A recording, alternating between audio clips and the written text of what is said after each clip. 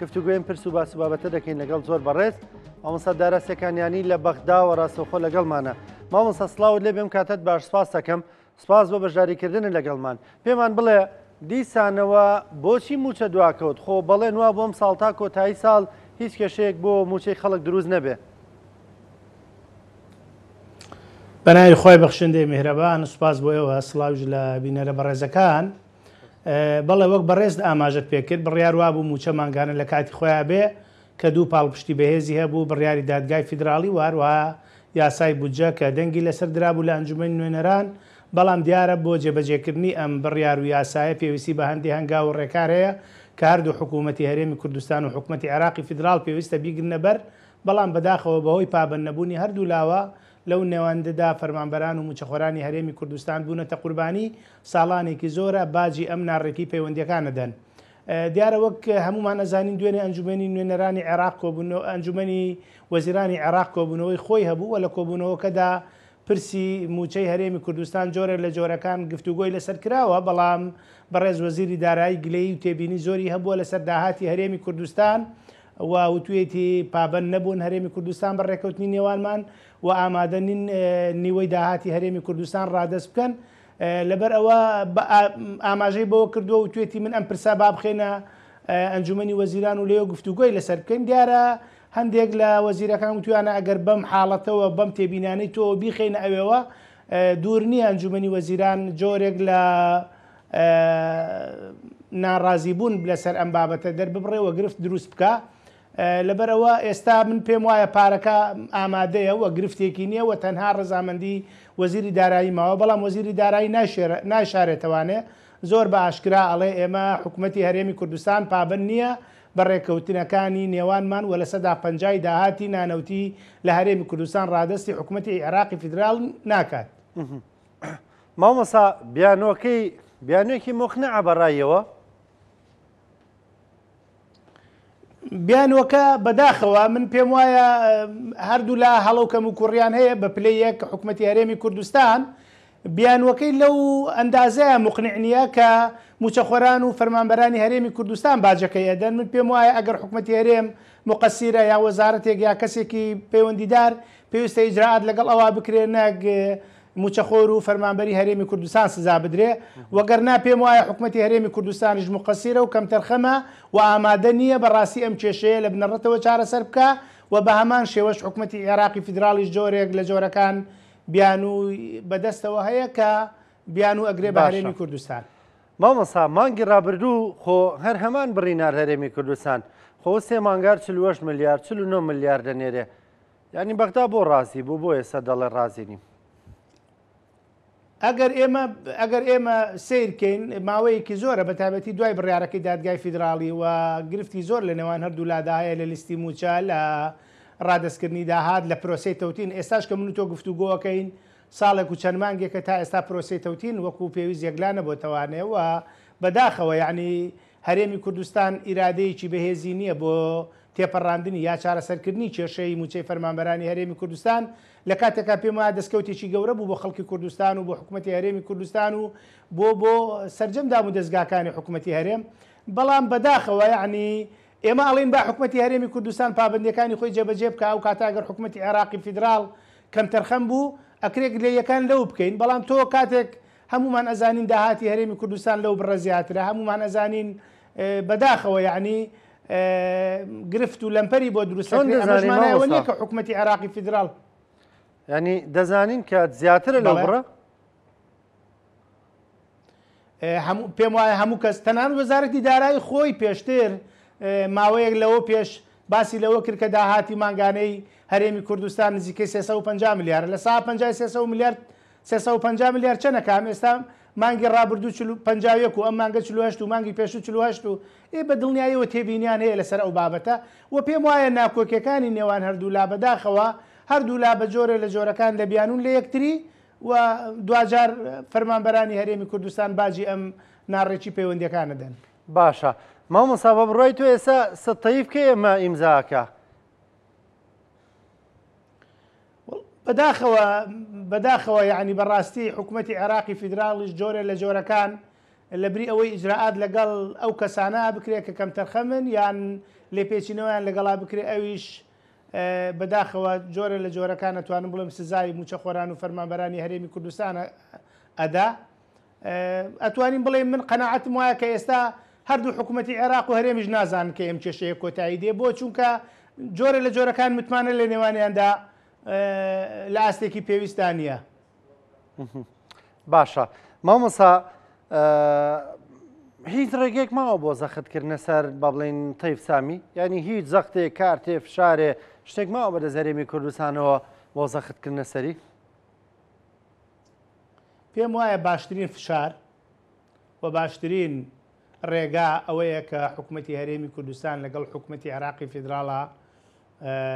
کۆتایی بەم یاریە بێنێ کە هەموو مانجێک موچەی فەرمانبەرانی هەرێمی کوردستان دواکەوێ.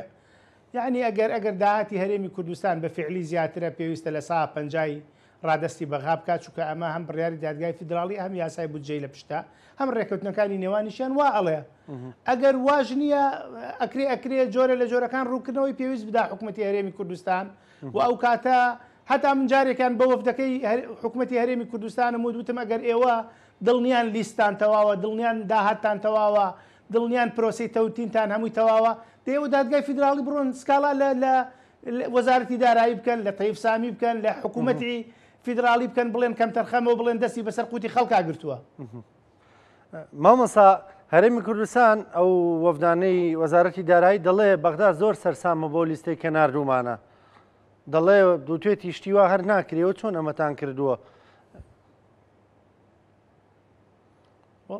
ئێمە نامانەوێ بەغا سەرسام بێ ئەمانەوێ بەغا وا لێ بکەن قەناعەت بکەن پارەکە بنێرێ بۆ خەڵکی هەرێمی کوردستان. سەرسام بوون بە لیستەکە کە شایستە دارایەکان بۆ هەرێمی کوردستان نەنێرێ سوودی چییە؟ ینی لیستێکی جوان بەس نەتیجەی نییە بە بڕایتەوە. بەداخەوە وەک ئەڵێن عیبرەت لە کردار و لە جێبەجێکردندایە. جا مامۆسا ئێستا ینی هەموو لایەک دەڵێن هیچ کێشێک لە نێوان هەرێم و بەغدادا نییە ڕێکەوتن کراوە تا کۆتایی ساڵ موچە لە کاتی خۆی دابێ ڕێکەوتنمان کردووە داهاتی ناوخۆیە لیستەکە زۆر پاکە هیچ کێشەیەکی نییە موچە ئەوەی کە دیار نییە پارەکەیە خۆ پارەکەش لە هەموو ئەم قسانە گرنگترە بەڕاستی ئەنی کەی خەڵک پارەکەی پێگا ینی ئەمە دیسانەوە بەدگومانی یعنی ڕاڕایی قەلەقی بێمتمانەی لای خەڵک دروست ناکاتەوە. ئێمە لە سەرەتای ساڵەوە لە دەمی بەرپرسەکانەوە دەیبیستین دەڵێنەوە هەرێم و بەغدا ڕێککەوتن بۆ ئەم ساڵ تا کۆتایی ساڵی تر ئەم ساڵیش کێشەیەکی نابێ و موچەت دەرەکرێت لە کێشە سیاسیەکان ئەوە دیسان و لە مانگی چوارە ئەوەتانێ دە 12 ڕۆژە موچە لە کاتی خۆیدا دواکەوتووە. بە دڵنیاییەوە من پێم وایە ئەم بابەتە پێویستی بە ڕێکەوتن نییە پێویستی بە جێبەجێکردنی یاسا هەیە پێویستی بە جێبەجێکردنی بڕیاری دادگای فیدراڵی هەیە لە کاتێکە هەردوو لا خۆیانە دزنەوە لە جێبەجێکردنی یاساکە ئەو کاتە پەنا بۆ ڕێکەوتن و هەماهنگگی و هاوکاری یەکترە بن کە ئەمە گرفتە وەگەرنا ئەو لایەی یاسای جێبەجێ نەکردو پێویستە ئیجراعاتی لەگەڵا بکرێ ئیتر حکوومەتی هەرێمی کوردستانە یا حکوومەتی عێراقی فیدراڵە ئەمە پێویستی بە ڕێکەوتن نییە چۆن موچەی سەرجەم پارێزگاکانی عێراق مانگانە لە کاتی خۆیان دابەشەکرێەوە پێویستە موچەی هەرێمی کوردستانیش مانگانە لە کاتی خۆیان دابش بکرێ. مامۆسا دیسانە پرسیارە دەکەمەوە سەتەیف مانگەکانی ڕابردوو کێشەی نەبوو تەنانەت دوای لیاو لە 2 هەفتەیە 2 موچەی نرد خێرە ئێستا بە هەمان لیست و بە هەمان بڕی داهاتەوە کە نێردراوە بۆی ئێستا بۆی ڕایگردووە یعنی بەدەر لەو قسانەی کە دەیکا دەڵێ داهاتی ناوخۆ کەمیان نردووە چوە کارێکی سیاسی لە پشتی ئەمەوەیە بە بڕایتۆ بە بڕایتۆ پەیوەندی باڵبژارنەکانی مانگی 11ەوە نییە بانگەشەی هەڵبژاردن نییە فشاری سیاسی نییە. من پێم وایە پێچەوانەکەی ڕاستە ئەگەر ئەمە بارودۆخی هەڵبژارنەکانیان لەبەر چاو بگرتە دەبوو شایستەدارایەکانی هەرێمی کوردستانیان لە کاتی خۆیان بناردایە بەڵام لە هەمان کاتیشا پێم وایە لە ڕابردووە ڕاستە ئەوان بڕیاریان جێبەجێ کردووە یاسایان جێبەجێ کردووە و مافێکی ئاسایی خەڵکیان داوە بە هەرێمی کوردستان کە ئەمە پێدانی موچە و شایستەدارایەکان بە فەرمانبەرانی هەرێمی کوردستان خێر نییە مافێکی ئاسایی و یاسایی موچەخۆران و فەرمانبەرانی هەرێمی کوردستانە بەڵام من پێم وایە ئەم بارودۆخی لە مناوچەکەیە گوزەرەکە و هەڵبژاردننی داهاتووی عێراق ئەمانە هەمووی کاریگەریانە بێ لەسەری و ینی بەڕووە باشەکەی نەک بەڕووە سلبیەکەی بەڵام ئەمە مانای ئەوە نییە کە بەڕاستی حکوومەتی عێراق یا حکوومەتی هەرێمی کوردستان بیانەوێ سوود لەم بارودۆخە ببینن ئەسڵ وایە هەردوو لایەن پابند بن بە یاساوە و کۆتایی بەم یاریە بێنن کە بەداخەوە هاوڵاتیانی هەرێمی کوردستان باجەکە ئێدەن. باشە مامۆستا دواپرسیارم لەسەر موچە هیچ زانیارێکەیە مەسەلەن سەتەی بەنیاز بێ ئەمڕۆ بەیانی ئیمزای بکە یان جارێ زیار نییە؟ دوێنێ کۆبوونەوەی ئەنجومەنی وەزیران بووە لە عێراق ئەمڕۆ بریار بوو لە هەرێمی کوردستان کۆبوونەوە بێ کۆبوونەکە ئەنجام نەدرا من پێم وایە تەنانەت حکوومەتی هەرێم و حکوومەتی عێراقیش نازانن کەی دێ بەداخەوە یعنی چۆنەڵێ قوتی گەلێک کەوتووەتە دەست کەسێک کە کەسەکەش زۆر جار لەبەرەوەی خەڵکێکی تر کەم تەرخەمی کردووە گەلێک یان ملیۆنێک و 250,000 خانەوادە و موچەخۆر لە هەرێمی کوردستان سزادرێ.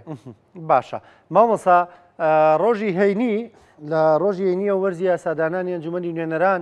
کۆتایی پێدێ ینی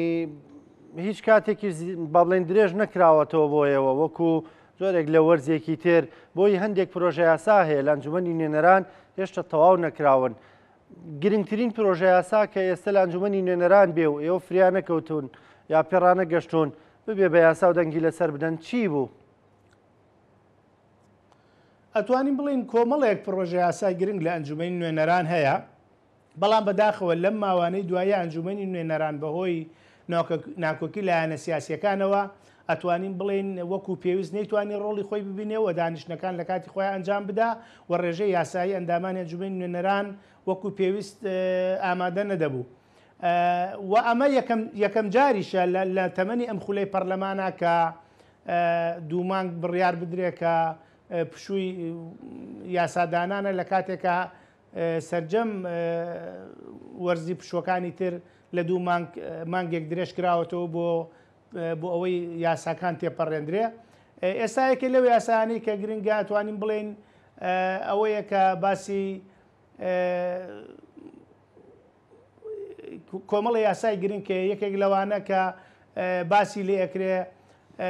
ئەگەرچی کۆمەڵی لە یاساکان یاسای گشتین باسی لە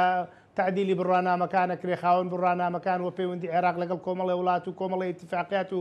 و هەروەها باس دوێنێ یەکێ لەو یاسانە ئەوە بوو ئەوانەی کە بۆ نمونە جگەرەی ئەلکترۆنی بەکارهێنن کە قەدەغە بکرێ یعنی ئەوەی تەندروستی بەکارهێنانی جگەرە و هاوشێوەکانی جگەرە بۆ تەندروستی هاوڵاتیان کە پێویستە سنوورێکی بۆ دامدرێت توانین بڵین کۆمەڵێ یاسای تریش کە هەندێک یاسای باز لە مەسەلەی تەمەنی خانەنشینی ئەکرێ باز لە کۆمەڵێک پێشنیاری تر ئەکرێکە لە لای لیژنەکانی ئەنجومەنی نوێنەران هەیە. مامۆستا ئەمارێک بڵاو کراتەوە لە نێو میدیا عێراقیەکاندا دەڵێ ئەم خولەی ئەنجومەنی نوێنەران تەنها لە 151 و دانیشتوانی ئەنجام داوە کە لە پەیڕەوی ناوخۆدا هەبووە ئەنجامی بدا. چی دێ لەسەر ئەمە پێ دوایە ینی ئەم خولەکی کاران نەبووە؟ ئەتوانین بڵین لە سەرەتادا هەمومان ئەگامان لێ بوو ئەم خولە ڕوبەڕووی کۆمەڵی قەیران بووە لە بەغایە بەتایبەتی لە ناوچەی سەوز خۆبیشاندان دروست کراوە تەنانەت سەدرەکان هاتنە ناو هۆڵی پەرلەمانەوە ماوەیەک دەستیان بەسەر پۆڵی پەرلەمان و ئەو ناوچەیە گرت هەمومان ئەو بابەتانەمان لە یادە لەولاوە دوای ئەوە هەمومان ئەزانین کە ڕەوتی سەدر نزیکەی 73 ئەندامی ئەنجومەنی نوێنەرانی هەبوو کشایەوە لە پەرلەمان ئەمانە هەمووی کۆمەڵی بارودۆخ بوون و بەداخەوە لەم چەند مانگەی ڕابردووشە بەهۆی ئەو کۆمەڵێک یاسا کە هاتە ناو ئەنجومەنی نوێنەرانەوە یەکێک لەوانە یاسای حەشدی شعبی بوو یەکێک لەوانە یاسای بە پارێزگابوونی هەڵەبجە و یاسای گەڕانەوەی زەویزار و یاسای لێبوردنی گشتی و کە ئەمانە جۆرێک لە پێویستی بە تەوافق و هەمانجی لایەنەکان بوو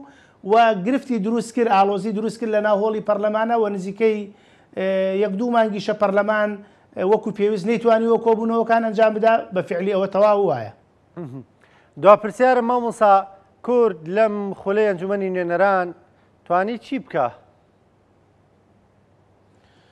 من ئەتوانم بڵێم ئێمە دڵخۆشین بەوەی کە کۆمەڵێک یاسای گرنگ لە ئەنجومەنی نوێنەران دەنگی لەسەردرا یەکێک لەوانە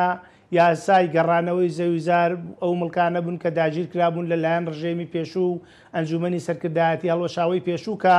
خۆشبەختانە هەمومان ئەزانین کورد نزیکەی 22 ساڵە لە بەغا حزورێکی باشی هەیە بەڵام شەرەفی دەرکردنی ئەم یاسایە بە ئەندامانی ئەنجومەنی نوێنەرانی ئەم خولا بڕاوە یەکێکی تر لەو دەستکەوتانە بریتی بوو کە دەنگ لەسەر بە پارێزگابوونی شاری هەڵەبجەی خۆشەویستدرا و کۆمەڵی یاسای تر ئەو یاسای بودجەیە کە ڕاستە کۆمەڵێک تێبینی و کەم و کورتی زۆر هەیە لەسەر بەڵام پێم وایە دەستکەوتی گەورە بوون بۆ خەڵکی هەرێمی کوردستان وەگەرنا ئەمە لە حکوومەتی هەرێمی کوردستان دەستەوستان بوو لەوەی کە نەیەتوانی موچەی فەرمانبەران بە هیچ شێوەیەک دابین بکە و باشترین نمونەش ساڵی 2020 حکوومەتی هەرێمی کوردستان لە کۆی 12 موچەی ساڵ 4 موچەی دابش کردووە ساڵی وا بووە 3 موچەی پاش